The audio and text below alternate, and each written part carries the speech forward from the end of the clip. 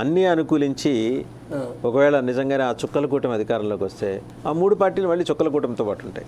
ఉంటుంది అంటే ఒకటేందనంటే బీజేపీకో ఇప్పుడు ఏపీలో లేదు కదా బలం, లేదు ఏపీలో లేదు. ఇప్పుడు తెలంగాణలో కూడా బలం పెరుగుతుందంటే ఎంత పెరుగుతుంది అంటే ఇది కూడా మనం అసెస్ చేయాలి. ఇప్పుడు వీళ్ళు మాట్లాడతారు మేమే ప్రధాన పోటీదారు, బీఆర్ఎస్ కాదు, బీజేపీ ప్రధాన పోటీదారు అంటారు. ఇది వాస్తవా? ఇది సత్యమా? ఇది బీఆర్ఎస్ డౌన్ అవుతుంది అనేది వాస్తవం, ఇది కరెక్ట్. అవును, కానీ ఎంతవరకు డౌన్ అవుతుంది ఈ పార్లమెంట్ ఎన్నికల లోపల? మళ్ళీ పుంజుకోవచ్చు, మళ్ళీ పుంజుకోవచ్చు. అంటే చంద్రబాబు పుంజుకోలేదా?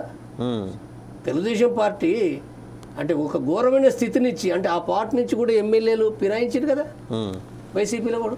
మరి ఫిరాయించినప్పటికీ ఒంటరిగా చంద్రబాబు అంటే ఒక రకంగా చెప్పాలంటే కేసీఆర్ చంద్రబాబుకు డిఫరెన్స్ ఏంటంటే, చంద్రబాబు అంటే తనకు సిగ్గు అనిపించినా ఎంత అనిపించినా మళ్ళీ పోయి అసెంబ్లీలో కూర్చున్నాడు. సరే ఆ తర్వాత అసెంబ్లీలో వదిలిపెట్టిండు, అది వేరే చరిత్ర. కానీ ఫస్ట్ అయితే అసెంబ్లీలో పోయింది కదా, ప్రజలకు పోయింది కదా. మరి కేసీఆర్ ఇప్పుడు 3 నెలలు అయింది ఓడిపోయిన తర్వాత ప్రజలకు వచ్చిండా, అసెంబ్లీకి పోయిండా? అంటే డెమోక్రసీలో we have to accept the defeat అండి. అంటే ఓటమి వచ్చినప్పుడు దాన్ని హుందాగా స్వీకరించాలి, తప్పదు. అది లేదు, అది కేసీఆర్ రాచరికంలో లేం కదా, కేసీఆర్ లేదు, అది అరిగించుకోలేకపోతే ఓడిపోతాం. మహానుభావులు వాజ్పేయి, అద్వానీ అంటే ఓడిపోయి. అంటే కేసీఆర్ ఇప్పుడు కేసీఆర్ పోకపోతే ఏమవుతుంది ఇక్కడ అంటే కేటీఆర్ పైన ప్రజలకు లేదు, ఏమైనా ఉంటే హరీష్ రావు పైన ఉంది ఇక్కడ అంతే. హరీష్ రావు కంటిన్యూగా మాట్లాడుతుంది. అంటే కేసీఆర్ పోకపోతే పార్టీ ఇంకా దెబ్బతినొచ్చు కూడా. అది మీరు చాలా మంచి పాయింట్, వ్యాలిడ్ పాయింట్ మీరు చెప్పారు. అంటే తను విజయాలన్నీ ఏమో ఆ క్లైమ్స్కి వచ్చేప్పటికి కేటీఆర్ చేసుకున్నాడు. ఇవాళ అపోజిషన్లోకి వచ్చి కొట్టాడాల్సి వస్తే హరీష్ రావు ముందర ఉండాల్సి వచ్చింది. హరీష్ రావు పెడుతుండు. అంటే వాస్తవంగా చెప్పాలంటే ఇప్పుడు కేసీఆర్ పైన అటాక్ జరుగుతుంది, దాన్ని సమర్థవంతంగా ఎదుర్కొన్నది హరీష్ రావు ఒక్కడే అసెంబ్లీలో.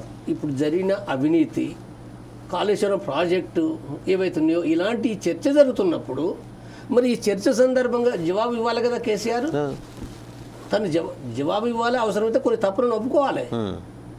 నువ్వు తప్పులు ఒప్పుకొని ఒక డెమోక్రటిక్ పద్ధతిలో ప్రజల దగ్గరికి పోతే ప్రజలు తిరిగి నిన్ను అర్థం చేసుకుంటారు. అంటే ఒక రకంగా చెప్పాలంటే సినిమా నడుతుంది ఇవాళ తెలంగాణ సినిమా ఏంటంటే ఆ సినిమాలో కూడా విలన్ ఉన్నాడు, హీరో ఉన్నాడు. హీరో ఫుల్ ఫైటింగ్ చేస్తుండు. హీరో ఫైటింగ్లో కూడా చాలా తప్పులు ఉన్నప్పటికీ ఆ ఫైటింగ్ చూసి జనం ఆనందపడుతుంది.